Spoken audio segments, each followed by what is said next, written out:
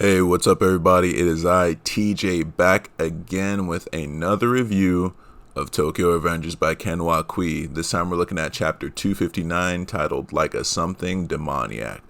Before we go any further, as always, there will be spoilers up ahead, so if you are not caught up, do what you need to do, then meet me back over here. Let's get into it, right? Where did we leave off last time? A new challenger has entered, Shiba Taiju. Right? Had to do it, y'all. Had to do it. You know what time it was, right? Let me get into a quick summary. So, basically, Kanto Manji's got a Sanzu, but second Gen Toman's got a Shiba Taiju, right? The tide has changed. Taiju's on the scene making a path for Takemichi to get to Mikey, but on the way he runs into first generation members of his former gang, right? Let's get into a review. I forgot to mention this during last week's review, but Hakai's reaction is everything. My man is straight up flabbergasted, which makes sense. He even says it later in the chapter. Big bro isn't the type to fight for someone, right? Family included. I mean, let's not forget too, like, he wasn't above taking out his siblings, and let's also not forget that Yuzuha wanted to murder Taiju because he was so abusive. Tack on Koko and Inupi, and they would also know firsthand how outrageous a situation that had just transpired is, right? Mikey seems emotionless at this revelation / entrance, which, if history serves well, is also a scary thing. Mikey is at his most dangerous when he appears emotionless, right? Oh, what up, Hanma, who seems to be living his best life in all this chaos? Oh, what up, Sanzu, who is somehow alive after taking damn near a Harley Davidson to his chest, right? I'm still in shock that Taiju came through.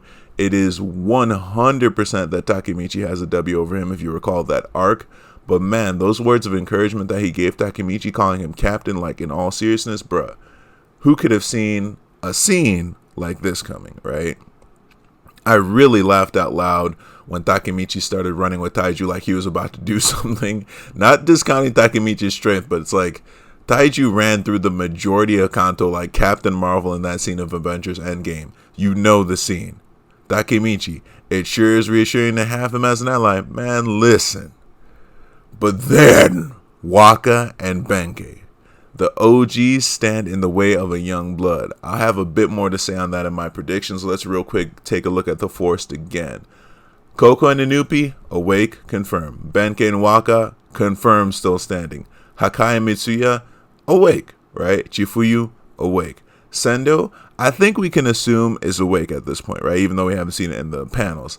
Hanma, still standing. Pachin, still out. I haven't seen any panels with his face. Peian, angry and smiley, awake. Mochi, as far as we know, still out. Lan and Nindo, still out. Kakucho, out. R.I.P. As far as we know. Senju, out. I think the fact that we didn't see her wake up in this chapter either confirms that she's still out, not necessarily dead. And I have something like that in my predictions / questions. Haruchio, definitely awake, but unfortunately awake, right? He hasn't got up yet from getting stomped in his chest by a motorcycle. Takemichi, awake. Mikey, obviously awake as well. Let's get into the predictions and questions.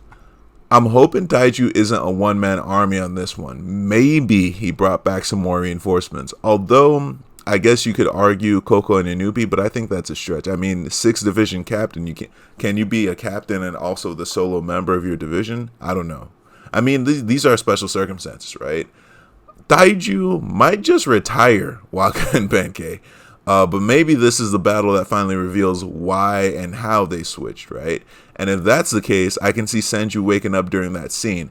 But yeah, Taiju's getting that dub. He looks physically bigger than both of them. And strength in this manga matters a lot. It's not really technique. It's been about strength. Okay, we've seen Hanma's face, but what is he doing? Who's that other time leaper? Also, Mikey has been extra silent and emotionless, / Pachin has been unconscious for a while now. All in all, great chapter, and I can't wait to read everyone else's thoughts. Big shout out to the Tokyo Revengers subreddit. Big shout out to my subscribers. I want to call it in particular Creepy Kitten Guts Guy, Riolu95. Thank you as always for your support and for keeping it down or holding it down, I should say, in the comments with the discussions. I really appreciate you all. Thank you to everyone who's giving this a watch and a listen. Appreciate you.